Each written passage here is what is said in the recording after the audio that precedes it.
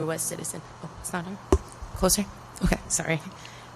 Good morning, Ranking Member Jayapal and the honorable members of the House Judiciary Committee.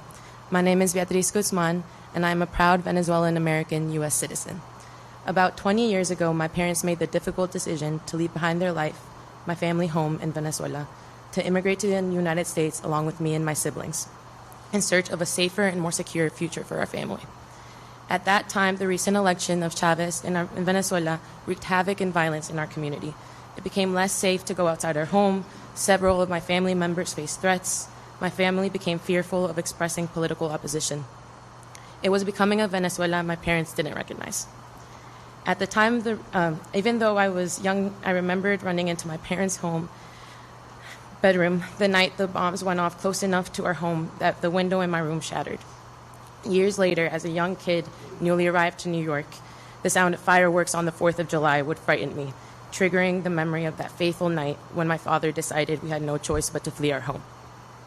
Arriving to New York as a 7-year-old, everything was new and different, but I assimilated quickly.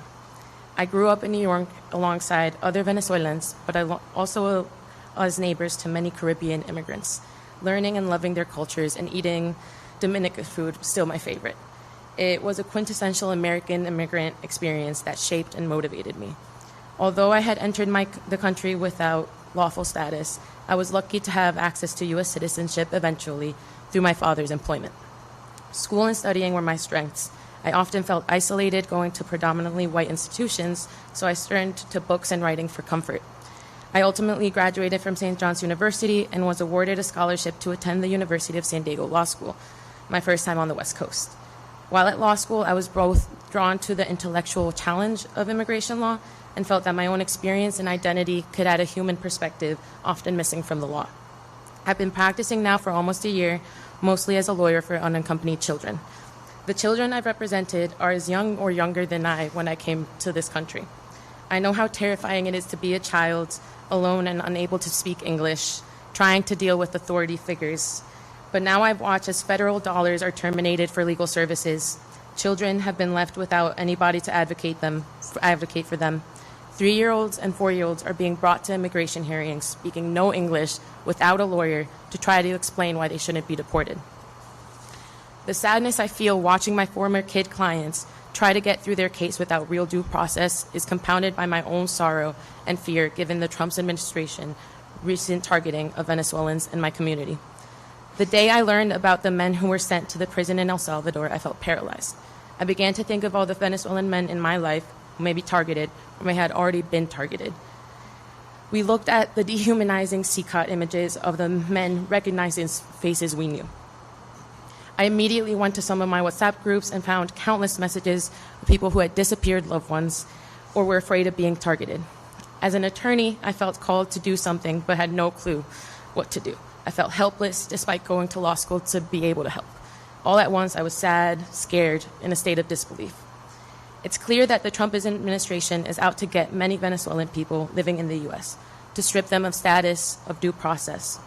We are a target despite the love we have for this country, the place we now call home. Just like my kid clients who are now scared to go to school and who feel that in the pit of their stomach, that this country is not safe for them. Now my parents and family feel that way too. We feel it too, even when we leave our homes with a U.S. passport. And all this is a flashback for my father, a reminder of a culture of fear that comes in the early days of authoritarianism. I feel compelled to testify today to share my own story because my community, not only Venezuelans, but immigrants as a whole, are being demonized and dehumanized. I became a lawyer to contribute to my community in a meaningful way, trying to combine my love for reading and writing with my lived experiences. However, as attacks on my community persist, it angers and saddens me to see my community represented this way. I'm proud to be Venezuelan-American, and I want to show who we are. I want to push back against the narrative created of us, used to strip us of our rights and our humanity. The targeting of these Venezuelan men for disappearances is horrific for them, but also for all of us. We carry the weight of their dehumanization. We feel targeted, we feel scared, and by we I mean Venezuelan Americans, but I also mean we, the other immigrants, who are our neighbors. It scares so many of us, U.S. citizen immigrants and families. I feel compelled because as a Venezuelan immigrant, I know that if America fails to push back on these Trump actions or loses the fight for due process and basic rights now, we might all lose this American home as we know it forever. Take our word for it. Thank you for your time this morning. Thank you so much. We're now going to move to